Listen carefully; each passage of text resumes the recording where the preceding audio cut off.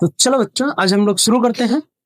आज का जो हमारा टॉपिक रहने वाला है वो है विद्युत धारा का चुंबकीय प्रभाव। तो आप लोग भी पेन पेपर उठाएं और फटाफट हेडिंग लगाओ, चैप्टर का नाम डालो विद्युत धारा का चुंबकीय प्रभाव।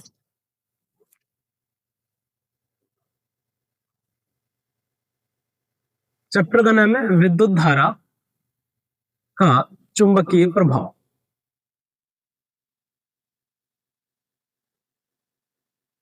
एक इंपॉर्टेंट चैप्टर है, लगभग हर बार, और थ्योरेटिकल है पूरा। इसमें कोई न्यूमेरिकल वगैरह नहीं है ना, पूरा थ्योरी है। आपको रट्टे लगाने हैं इसमें, ठीक है, और आप लोग रट्टा लगाने में माहिर हो, है ना।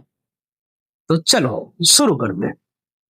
जो हमारा पिछला अध्याय था, जो हमने विद्युत धारा वाला चैप्टर पढ़ा था ना, उस चैप्टर में हमने विद्युत धारा के उष्मीय प्रभाव की चर्चा की थी, ठीक है ना।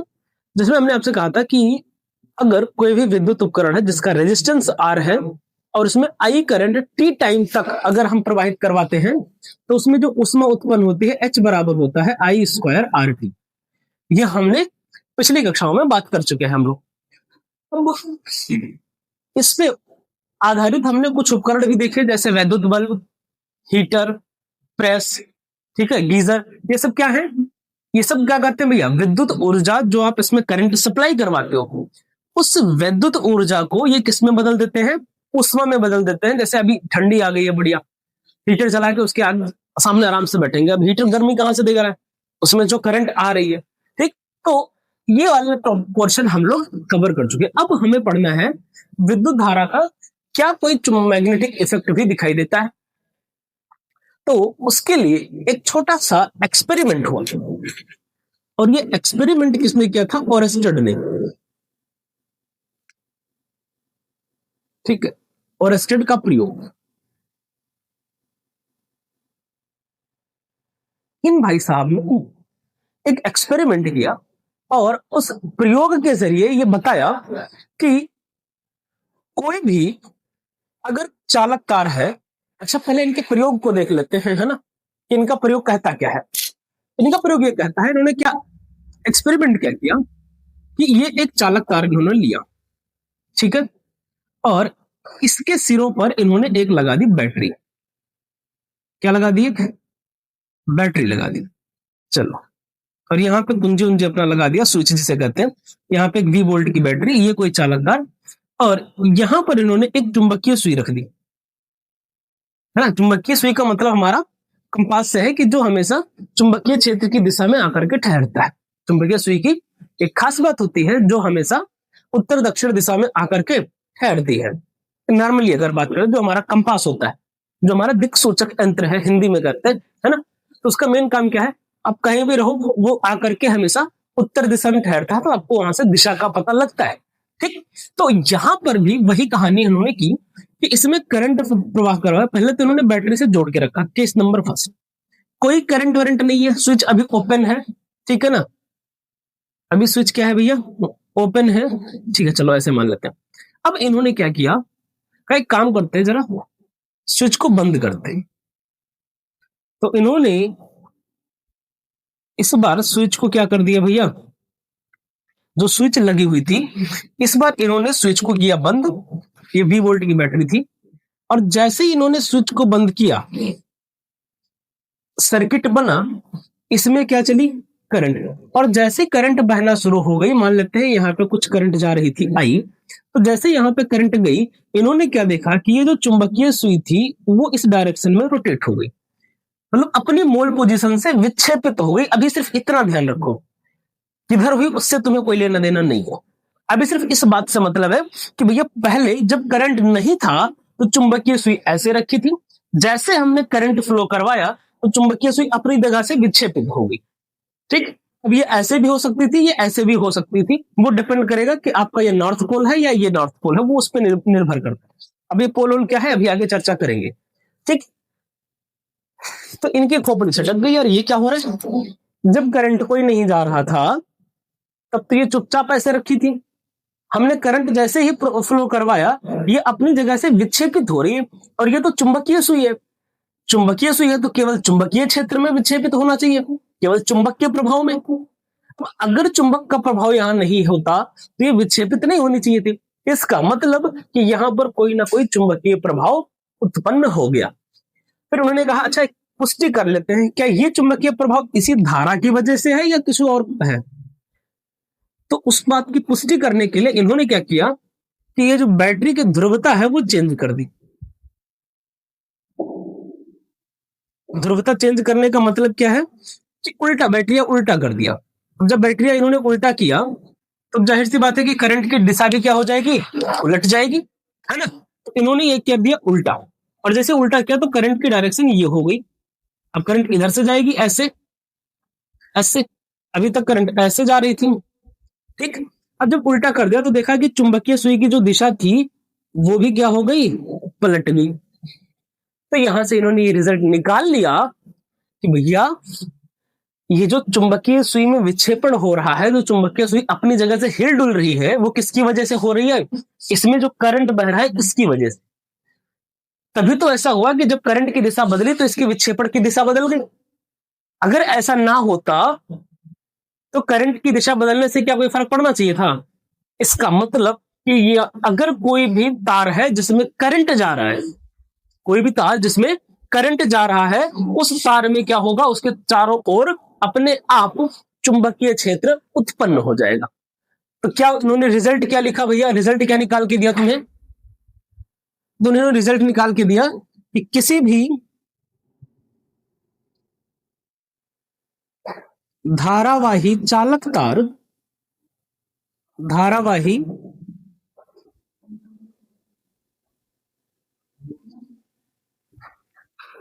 चालक तार में जब धारा प्रवाहित की जाती है, भैया आवाज नहीं, जब धारा प्रवाहित की जाती है तो इसके चारों तरफ, चारों तरफ क्या होगा भैया, चुंबकीय क्षेत्र उत्पन्न हो जाता है,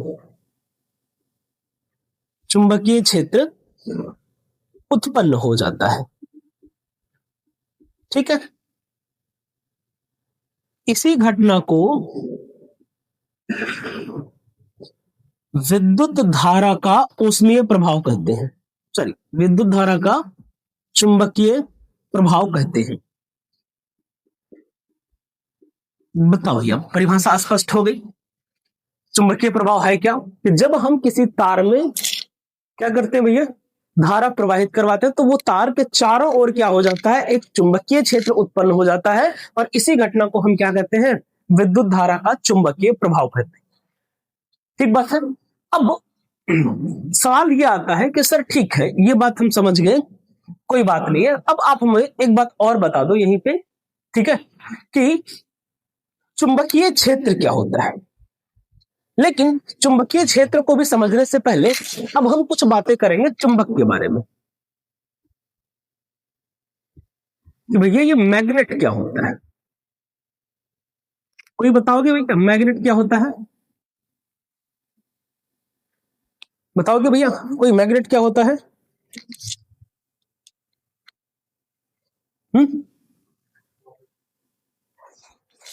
एनीबडी जो बताना चाहे तो चलिए। देखो क्या होता है यार, देखो अगर हम बात करते हैं मैग्नेट है चुंबक की, तो चुंबक क्या होता है, सीधा सीधा आप डेफिनेशन लिख सकते हो कि भैया वह पदार्थ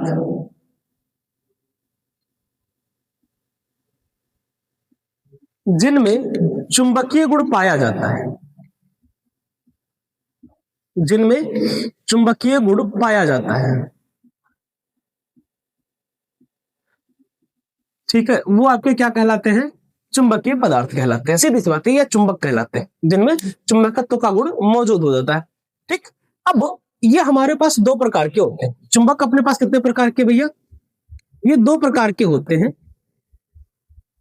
एक होता है प्राकृतिक चुंबक, प्राकृतिक, और दूसरा होता है आपका क्या बोलते हैं इसको यार, मानव निर्मित को क्या बोलते हैं, कृत्रिम, है ना, कृत्रिम चुंबक। अब ये जो कृत्रिम चुंबक होते हैं, प्राकृतिक तो जो प्रकृति में पाए जाने वाले हैं वही हो जाएंगे। कृत्रिम चुंबक जो होते हैं वो मुख्यतः लोहा या इस्पात के बने हुए होते हैं। जैसे अगर आप एक लोहे का टुकड़ा लो, ठीक है, और उसको ना जमीन के अंदर गाड़ दो 10-15-20 सालों के लिए, ठीक है, 10-15-20 सालों के लिए उसको उठा करके जमीन में गाड़ दो, तो आप ये पाओगे कि 10-15 साल बाद वो जो लोहा है ना, वो खुद भी अपने आप में एक चुंबक की तरह व्यवहार करना शुरू कर देगा। उसके अंदर भी वो चुंबक वाला गुण आ जाएगा। मतलब वो जो चुंबकीय पदार्थ है, जैसे लोहा लोहे को अट्रैक्ट करता है या चुंबक लोहा को अपनी ओर आकर्षित करता है, तो वही काम उसके अंदर वो गुण भी मौजूद हो जाता है। तो चुंबकीय पदार्थ मेनली वे होते हैं जिनके अंदर चुंबकीय गुण पाया जाता है। ठीक है, अभी पेन पेपर आराम से रोक दो, इधर राम कथा सुन लो, आराम से लिखना। तो और ये अपने पास में दो प्रकार के हैं, एक है प्राकृतिक चुंबक और एक कृत्रिम चुंबक। प्राकृतिक चुंबक क्या है?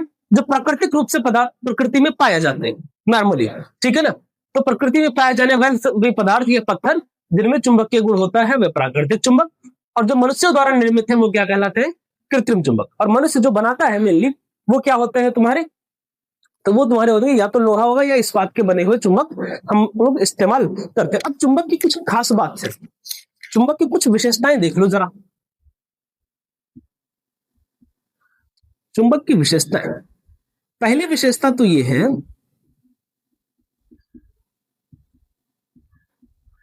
देखो पहली विशेषता क्या कहती है कि यार मान लो ये हमने एक चुंबक लिया, ठीक है, तो इसमें हमेशा द्विध्रुव पाए जाते हैं। जैसे अगर आप कोई सा भी दो चुंबक उठा लो, ठीक है ना, कोई भी दो चुंबक, मान लो ये हमने दो चुंबक ले लिए, तो अब इसका एक सिरा, इसको ऐसे रहने दो, इसका एक सिरा अगर इसके पास लाओ, अगर ये इसको अट्रैक्ट करेगा, खींचेगा, और उसको फिर इस वाले को उल्टो, इसको ऐसे रहने दो, एक को मत पलटो, एक को फिर पलट दो। पलट के पास लाओगे तो आप देखोगे कि ये इसको नहीं चिपका रहा है, तो एक तरफ वाला तो चिपका ले रहा है लेकिन दूसरी तरफ वाला नहीं चिपका रहा है। इसका मतलब दोनों तरफ अलग अलग गुण दिखा रहे हैं। इसका मतलब क्या हुआ? दोनों तरफ अलग अलग गुण दिखा रहे। अब अलग अलग गुण दिखा रहे इसलिए इनको दोनों को, इनके दोनों सिरों को हमने नाम भी दे दिया। एक को हमने बोल दिया उत्तरी ध्रुव यानी नॉर्थ पोल, और एक को हमने बोल दिया दक्षिणी ध्रुव यानी साउथ पोल। ठीक है, अच्छा हम हमेशा ना इधर इस्तेमाल करेंगे दक्षिणी ध्रुव, इधर हमेशा क्या इस्तेमाल करेंगे? चलो दक्षिणी ध्रुव, और इधर हमारा हो गया उत्तरी ध्रुव।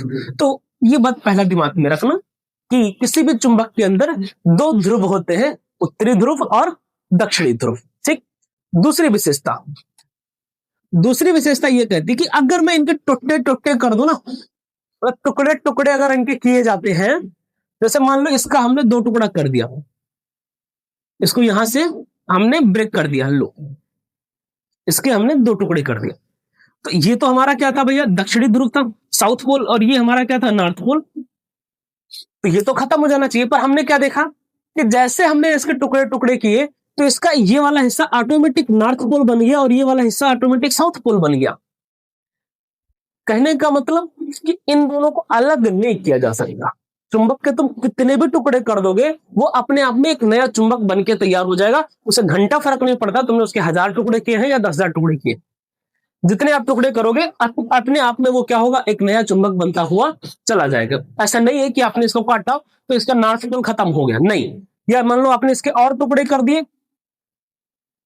ठीक है ना, इसको फिर से और काट दिया भैया, ये साउथ पोल था और ये इधर वाला नॉर्थ पोल था, तो फिर से क्या होगा? ऑटोमेटिक फिर ये बन जाएगा नॉर्थ पोल और ये बन जाएगा साउथ पोल।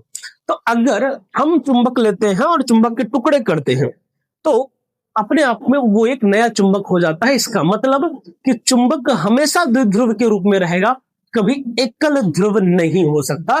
जैसे हम लोग विद्युत धारा में पढ़े, अब विद्युत धारा में भी हम लोग पढ़ते हैं कि एक प्लस चार्ज होता है और एक माइनस, लेकिन वहां पर ऐसा था कि भैया प्लस भी अकेला रह सकता है, माइनस भी अकेला रह सकता है ना। वहां पे हमने पढ़ा था ना कि भैया प्लस चार्ज भी अकेला रह सकता है, माइनस चार्ज भी अकेला रह सकता है, दोनों साथ में भी रह सकते हैं। पर यहां ऐसा नहीं, यहां उत्तरी ध्रुव और दक्षिणी ध्रुव दोनों हमेशा साथ साथ रहते हैं। ऐसा नहीं है कि आप चुंबक को काट के उसके टुकड़े टुकड़े करके इनको अलग कर सको, ठीक है। इनका हीरे और रांझे वाली जोड़ी है, इनको कभी आप अलग नहीं कर सकते हो, ठीक। अच्छा, नेक्स्ट अगर हम बात करते हैं तो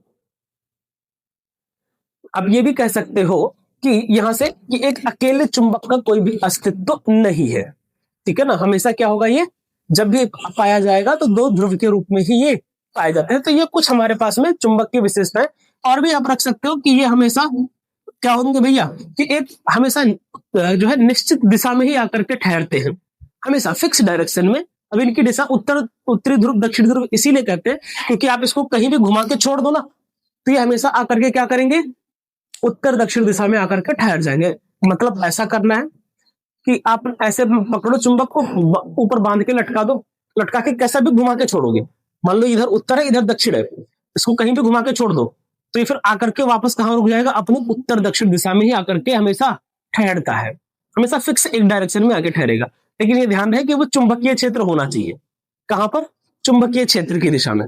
ऐसा नहीं कहीं भी नहीं लटका देना है, चूंकि कहीं भी क्यों लटका देंगे, उससे फायदा क्या है, कंपास, जिसे हम कंपास का इस्तेमाल करते हैं तो वो हमेशा उत्तर दिशा में आकर के क्यों ठहरती है, रीजन यही क्योंकि पृथ्वी का अपना चुंबकत्व है। ठीक है ना, जो हमारी पृथ्वी है, हम जो हमारा अर्थ है, वो भी क्या है, एक चुंबक की तरह व्यवहार करता है, उसके पास अपना चुंबकीय गुण खुद का है। इस वजह से ऐसा होता है कि जो कंपास होता है या फिर जो हमारे पास में वो होता है, क्या बोलते हैं, दिक् सूचक यंत्र है ना, जो हमेशा दिशा बताता है। अब तो हम लोग भैया मोबाइल में इस्तेमाल कर लेते हैं, है ना, वो क्या बोलते हैं उसको, उसमें मोबाइल में तो भी कम कंपास आता है, अपने पास भी होगा, है नहीं। तो वो हमेशा उसका क्या होगा कि आपको वो एक फिक्स डायरेक्शन हमेशा वो आपको बताता है। ऐसा क्यों, पृथ्वी के चुंबकत्व के कारण, है ना। अब जैसे यहां पर आप देखोगे तो ये हमेशा क्या करेगा भैया, एक फिक्स डायरेक्शन में ही आकर के इसको रुकना है, ऐसा नहीं होगा कि ये अलग अलग डायरेक्शन। अब जैसे यहाँ का मतलब क्या हो गया कि ये नॉर्थ बताएगा हमेशा। अब ऐसा नहीं, अगर मैं मोबाइल को घुमाऊंगा ना तो ये भी अपने आप में ये डायरेक्शन भी क्या होगी, अपने आप को डायरेक्शन घूम जाएगी, वो हमेशा रहेगी। मैं मोबाइल को उल्टा भी करूंगा तो भी वो हमेशा नॉर्थ वाली डायरेक्शन उधर ही बताएगी, उसमें कोई दिक्कत नहीं है। तो ये जो कंपास इस्तेमाल करते हैं ये हमेशा किधर की तरफ रहेगा, नॉर्थ डायरेक्शन में ही रहेगा। फर्क नहीं पड़ रहा है कि हम ये मोबाइल घुमा रहे कैसा कहां रख रहे हैं, ये हमेशा आपको नॉर्थ डायरेक्शन में बताएगा। ठीक है, तो नेक्स्ट अगर हम बात करते हैं तो ये हमारे पास चुंबक की कुछ प्रॉपर्टीज हो गई। दूसरी बात ये भी है कि कोई भी अगर जैसे चुंबक आपने लिया है तो उसके जो लोहा जैसे जो ये पदार्थ होंगे, लोहा इस्पात, ये उनको अपनी ओर आकर्षित करता है। जो लोहा होता है, चुंबकीय पदार्थ क्या करते हैं, उसको अपनी ओर आकर्षित करते हैं, और इस आकर्षण के गुण को हम नाम दे देते हैं चुंबकत्व का गुण। इस आकर्षण के गुण को क्या कहते हैं, चुंबकत्व का गुण कहते हैं। तो ये कुछ